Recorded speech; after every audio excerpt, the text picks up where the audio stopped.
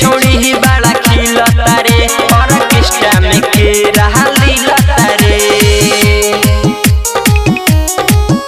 orchestra में के रहा लीलता रे लीलता रे मछली मछरी खा के अंडा बनावता रे तू बॉडी खेलते बाड़े तू ऐसा तेज पर कहबडी तेज पर कहबडी मछली मछरी खा के अंडा बनावता रे तू बॉडी खेलता रे तू ऐसा तेज पर कहबडी दूध के साथ केरा छिलता रे छोड़ी बड़ा खिलता रे ऑर्केस्ट्रा में केरा लीलता रे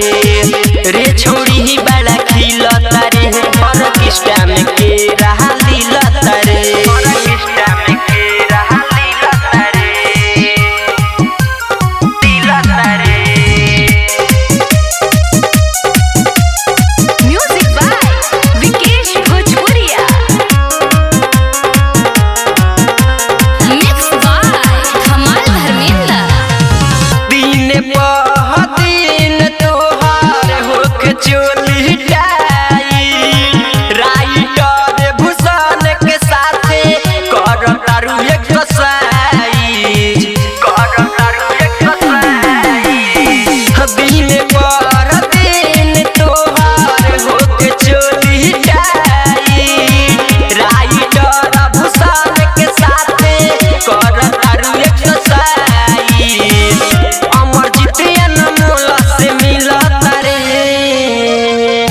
छोड़ी बड़ा खिलता रे ऑर्केस्ट्रा में केरा लीलता रे